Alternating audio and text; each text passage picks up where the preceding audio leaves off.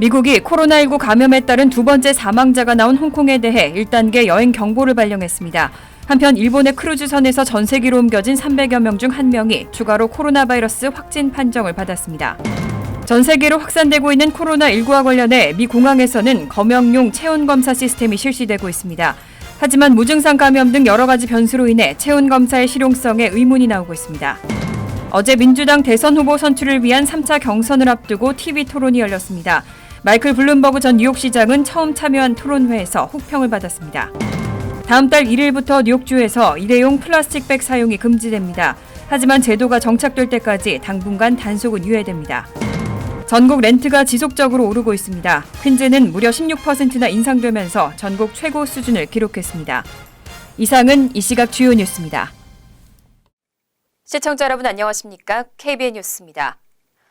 홍콩에서 코로나19로 인한 두 번째 사망자가 발생했습니다. 질병통제예방센터는 홍콩에 대해 1단계 여행 경보를 발령했습니다. 여행을 취소하거나 미룰 것을 권고하진 않았지만 지난 2주 내 홍콩을 여행한 경우엔 감염 증상을 확인하라고 당부했습니다. 미국이 코로나19 감염에 따른 두 번째 사망자가 나온 홍콩에 대해 1단계 여행 경보를 발령했습니다. 미국이 코로나19 사태로 인해 중국 이외 지역에 여행 경보를 발령한 것은 홍콩이 처음입니다. 1단계 경보는 홍콩으로 여행을 계획한 미국인들에게 환자와의 접촉을 피하고 최소 20초 동안 비누로 손을 깨끗이 씻거나 알코올로 만든 세정제를 사용해 손을 닦으라고 권하고 있습니다. 질병통제예방센터는 홍콩으로 여행 계획을 취소하거나 미루라고 하지는 않았지만 지난 14일 사이 홍콩을 여행한 미국인 중 감염 증상을 보인다면 의료진을 만나야 한다고 밝혔습니다. 앞서 지난달 30일 국무부는 미국인들에게 중국 전역으로 여행을 가지 말라고 권하는 가장 높은 단계의 여행 경보를 내렸지만 홍콩은 포함시키지 않았습니다. 질병통제예방센터는 코로나19 감염 사례가 주로 중국 본토를 다녀왔거나 본토에 다녀온 사람과 밀접한 접촉이 있었던 경우 발생했지만 홍콩에서도 지역사회 내 감염 사례가 다수 보고됐다고 밝혔습니다. 한편 일본의 크루즈선에서 전 세계로 옮겨진 300여 명 중 1명이 추가로 코로나 바이러스 확진자로 확인됐습니다. 지금까지 미국 내 코로나19 확진 환자는 29명입니다. 전 세계로 확산되고 있는 코로나19와 관련해 미 공항에서는 검역용 체온검사 시스템이 실시되고 있습니다. 그런데 지금까지 단 한 건의 사례도 잡아내지 못했습니다. 무증상 감염 등 여러 가지 변수로 인해 체온검사의 실용성에 의문이 나오고 있습니다. CNN은 19일 미국 내 11개 공항의 코로나19 검역용 체온검사 시스템과 관련해 단 한 건의 코로나 바이러스 사례도 잡아내지 못했다고 비판했습니다. 그동안 미 정부는 자국 내 코로나19 확산을 막기 위해 최근 14일 내 중국 방문 이력이 있는 자국민과 영주권자를 상대로 검역 강화 및 격리 조치가 시행되는 11개 공항을 통해 입국하도록 조치를 취해왔습니다. 이들 공항에서는 주로 체온검사로 검역을 시행하고 코로나19 감염 징후가 있는 승객들은 추가로 의료평가를 받습니다. 하지만 여러 변수 때문에 체온검사가 무의미할 수 있다는 지적입니다. 특히 잠복기 감염자의 경우는 정상 체온을 유지할 수 있고 일부 소수 감염자들은 발열 증상을 아예 겪지 않는 경우도 나오고 있습니다. 아울러 발열 증상을 느낀 감염자들이 기내에서 해열제를 복용하고 공항에서 체온검사를 통과할 가능성도 적지 않다는 지적입니다. 다만 공항에서 승객들에게 나눠주는 정보카드는 코로나19 확산 및 전염을 막는 데 일정 부분 도움이 되는 것으로 평가됐습니다. 미 공항은 승객들에게 고열과 기침, 호흡곤란 등 코로나19 징후를 설명한 카드를 나눠주는데 이를 통해 지난달에만 2명의 감염자가 증세를 자각하고 보건당국에 스스로 신고한 것으로 알려졌습니다. 어제 민주당 대선 후보 선출을 위한 3차 경선을 앞두고 TV 토론이 열렸습니다. 뒤늦은 출마 선언에도 불구하고 꾸준한 상승세를 보이고 있는 블룸버그 전 뉴욕시장이 토론회에 처음 참여했습니다. 처음인 만큼 관심이 집중됐지만 혹평이 나오고 있습니다. 보도에 김찬래 기자입니다. 오는 22일 치러질 예정인 네바다주 코커스를 앞두고 어제 라스베가스에서 민주당 대선 경선 후보 토론회가 열렸습니다. 어제 토론회는 최근 지지율이 상승하면서 처음으로 TV 토론에 참석한 마이클 블룸버그 전 뉴욕시장을 집중 공격하면서 견제했습니다. 민주당 후보들은 블룸버그 전 시장의 뉴욕시장 재직 시절 취했던 신체 불신검문 강화 정책, 성희롱 발언 및 여성 차별 대우 의혹 등을 집중 공격했습니다. 워런 상원 의원은 블룸버그 전 시장에 대해 인종차별적인 정책을 추진한 여성 혐오주의자라고 비난했습니다. A billionaire who calls women fat broads and horse-faced lesbians. And no, I'm not talking about Donald Trump. I'm talking about Mayor Bloomberg. 이어 민주당 대선 경선 선두주자인 샌더스 상원 의원도 신체 불신검문 정책을 예로 들며 블룸버그 전 뉴욕시장을 비난했습니다. In order to beat Donald Trump, we're going to need the largest voter turnout in the history of the United States. Mr. Bloomberg had policies in New York City of stop and frisk, which went after African American and Latino people in an outrageous way. That is not a way you're going to grow voter turnout. 블룸버그 전 뉴욕시장은 선두주자인 샌더스 의원을 주로 비판하며 방어전을 펼쳐나갔습니다. Sanders camp thinks that they can do. I don't think there's any chance whatsoever. And if he goes and is the candidate, we will have Donald Trump for another 4 years. 언론은 블룸버거에 혹평을 쏟아냈습니다. CNN은 절대적이고 완전한 재앙이었다며 블룸버거가 링에서 무방비 상태였다고 평가했고, 워싱턴 포스트는 불세례를 받아 화상을 입지 않았다고 주장할 수 없게 됐다고 말했습니다. 반면 블룸버그 공격의 선봉에선 엘리자베스 워런 상원 의원, 블룸버그와 설전을 벌인 버니 샌더스 상원 의원은 토론의 승자라는 평가를 받았습니다. KBN 뉴스 김찬래입니다. 다음 달 1일부터 뉴욕주에서 일회용 플라스틱백 사용이 금지됩니다. 원래 규정대로라면 플라스틱백을 사용하다 적발될 경우 $250의 벌금이 부과됩니다. 하지만 뉴욕주 정부는 제도가 정착될 때까지 당분간 단속은 유예하겠다고 밝혔습니다. 오는 3월 1일부터 뉴욕주에서는 판매세를 내는 주내 모든 소매점에서 플라스틱백 사용을 금지하는 규정이 시행됩니다. 하지만 뉴욕주 환경보호국은 플라스틱백에서 종이봉투로 교체하는 시간이 현실적으로 부족하다는 의견을 수용하고 당분간 단속은 하지 않겠다는 방침을 세웠습니다. 현재 사용 중인 플라스틱백이 모두 소진되고 고객들에게 5센트씩에 판매하는 종이봉투 물량이 충분히 확보되는 등 제도가 정착될 때까지는 단속이 없을 것이라는 방침입니다. 뉴욕주 환경보호국의 션 마하 수석 보좌관은 WAMC 라디오 방송과의 인터뷰에서 플라스틱백에서 종이봉투로 전환하는 과정에서 생길 수 있는 문제를 최소화하고 원활하게 이 규정이 시행될 수 있도록 하는 것이 목표라며 단속은 자리가 잡힐 때까지 하지 않을 것이라고 밝혔습니다. 단속은 이번 제도가 정착됐을 것으로 판단되는 시점에 공지를 통해 알리겠다고 설명했습니다. 플라스틱백 사용 금지 규정을 위반해 첫 번째로 적발되면 $250의 벌금이 부과되고 1년 내 두 번째 적발된 경우에는 $500의 벌금이 부과됩니다. 뉴욕주는 규정 시행을 위해 400만 개의 종이봉투가 필요할 것으로 예상하고 있지만 생산시설 등이 준비되지 않아 물량 확보에 어려움을 겪을 것으로 전망되고 있습니다.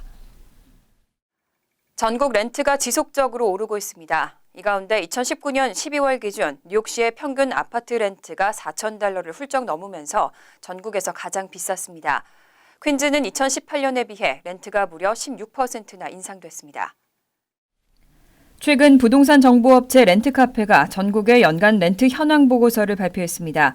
보고서에 따르면 2019년 12월 맨하튼의 평균 아파트 렌트는 $4,211로 전국에서 가장 비싼 도시로 선정됐습니다. 맨하튼의 아파트 렌트는 2018년 같은 기간과 비교해 1.9% 오르면서 전국 평균인 3%의 인상률보다는 낮았습니다. 하지만 여전히 높은 렌트 수준을 유지했고 2위를 차지한 샌프란시스코 $3,688와도 큰 격차를 보였습니다. 또 브루클린과 퀸즈보로가 나란히 전국 4위, 6위를 차지하면서 뉴욕시 5개 보로 중 3개 보로가 전국 10위 안에 올랐습니다. 특히 한인 등 아시안 인구가 밀집된 지역인 퀸즈의 경우 2019년 12월 기준 평균 아파트 렌트는 $2,557를 기록해 2018년 12월 평균 $2,196에 비해 무려 16%의 렌트 인상률을 보였습니다. 전국에서 가장 빠른 수준의 렌트 인상 속도입니다. 브루클린은 2019년 12월 평균 렌트 $2,929를 기록해 2018년 평균 아파트 렌트보다 $101 늘어났습니다.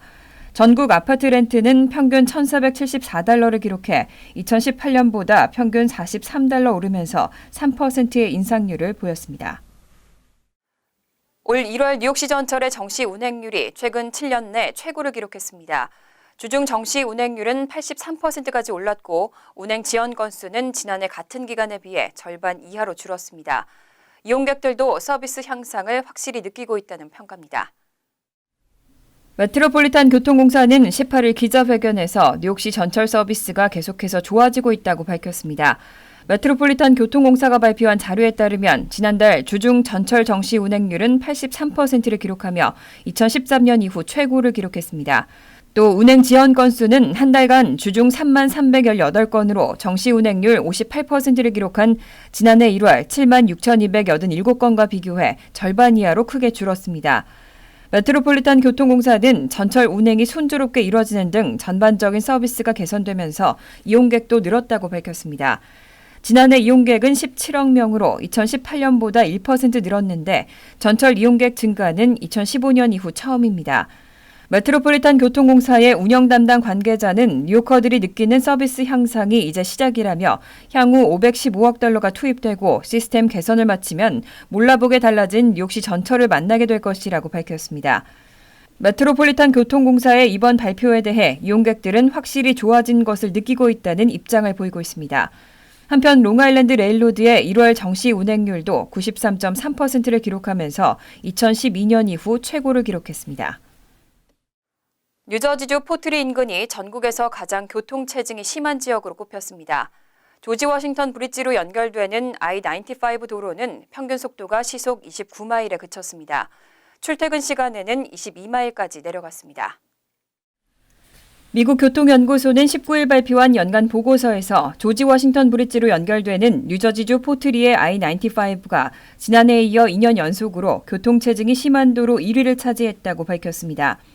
보고서에 따르면 이 지역을 지나는 차량의 평균 속도는 시속 29.7마일로 교통체증이 가장 심한 출퇴근 시간의 경우는 평균 시속 22.4마일을 기록했습니다.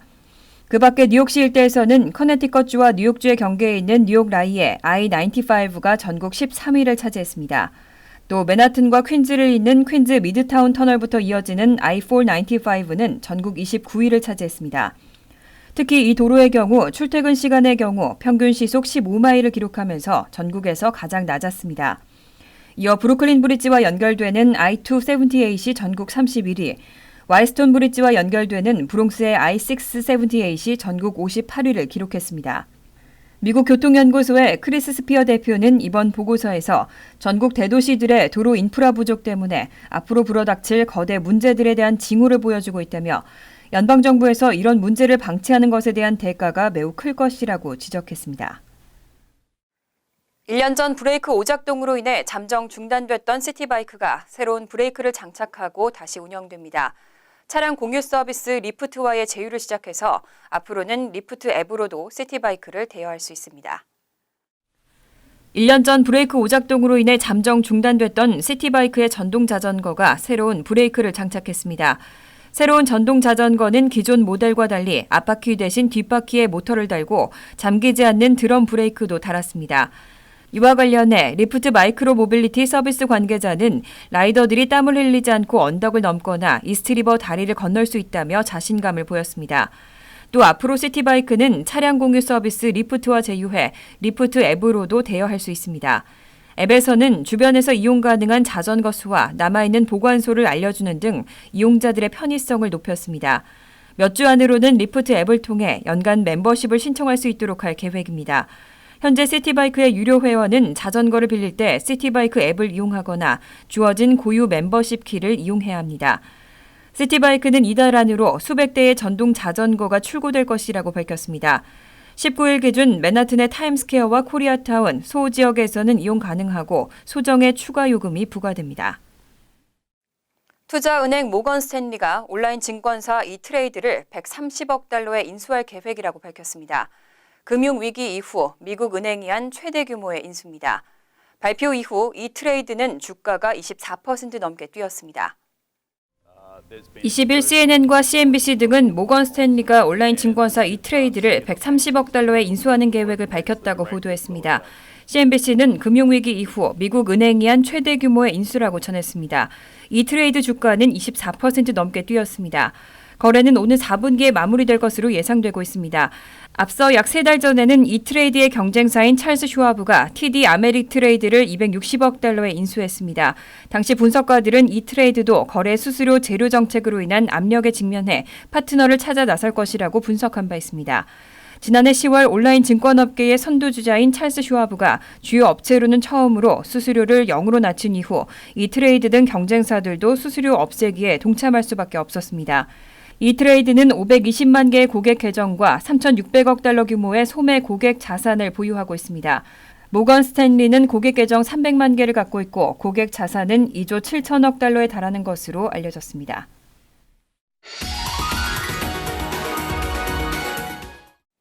이어서 LA 지역 한인사회 소식입니다.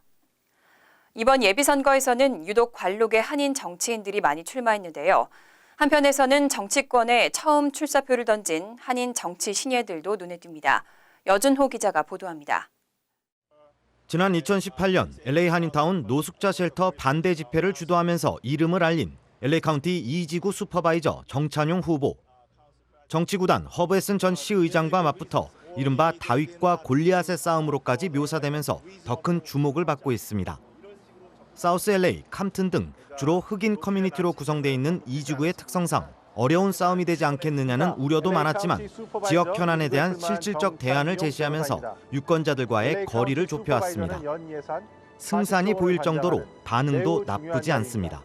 그러니까 예를 들어서 흑인 동네에서 300명 정도 앉아 계시는 후보 토론을 한다 이거예요. 그러면 한 1시간 동안 토론하고 나면 이제 저한테 찾아와서 저는 생전 처음 보는 분들인데 네가 하는 말에 동의한다. 그러니까 난 너한테 투표하겠다. 이렇게 말해주신 분들이 되게 의외로 많으세요. 특히 이 지구에서 가장 시급하고 심각한 현안을 노숙자 문제로 꼽고 10만 호에 달하는 저소득층 주택 공급을 역점 사업으로 내걸었습니다. 이게 3년 전에 메저가 통과했는데 지난 3년 동안 60유닛을 줬어요. 겨우. 그리고 앞으로 8,000유닛을 더 줘야 되는데 5년 더 걸린다. 이 계획이라고 부를 수 없는 굉장히 바보 같은 상황이죠. 이거의 반면에 지금 제가 대안으로 제시한 건 마줄라 방식이라는 건데 집을 이제 한국식이 하면 조립식이에요. 아파트를 짓는데 조립식 건물을 짓는 건데 막 굉장히 심하게 하는 낭비하는 것들을 거꾸로 다시 모아서 한 10만 채까지는 짓는 게 충분히 가능하다.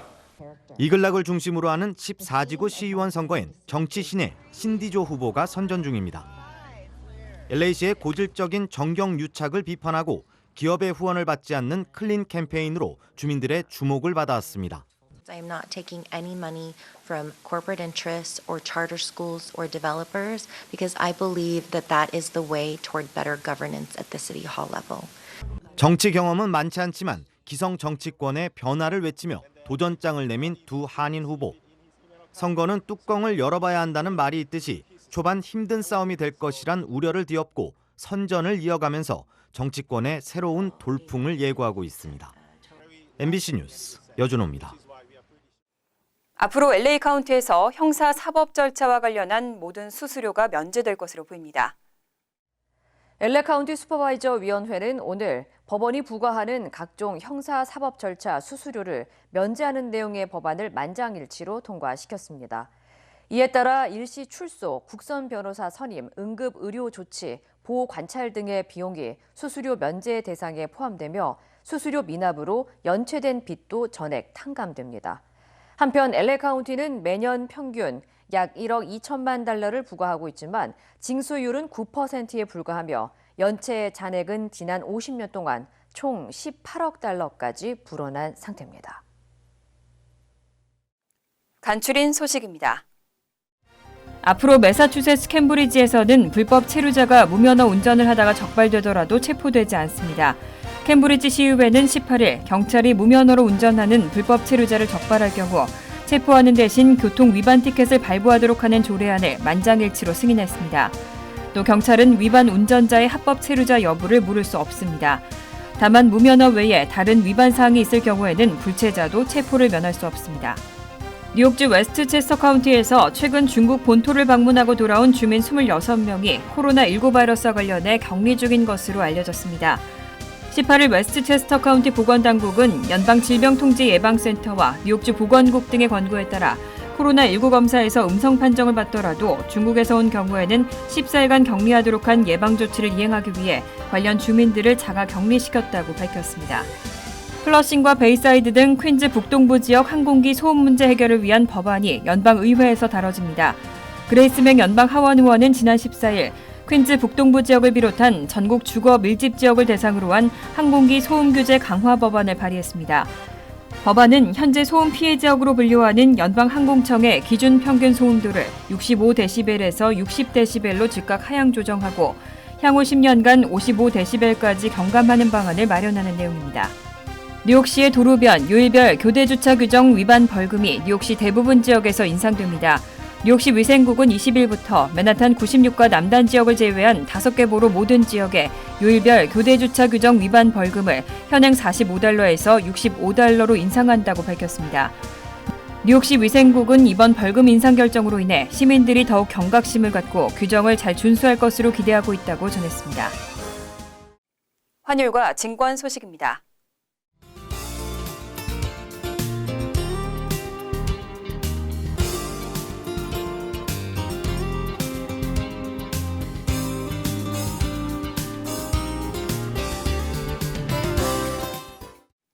이어서 날씨입니다.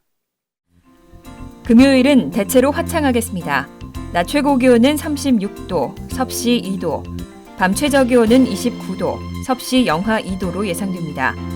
토요일도 화창한 가운데 기온이 오르고 포근하겠습니다. 일요일도 화창한 날씨가 이어지겠습니다. 이상으로 KBN 뉴스를 마칩니다. KBN과 함께 즐거운 저녁 되시기 바랍니다.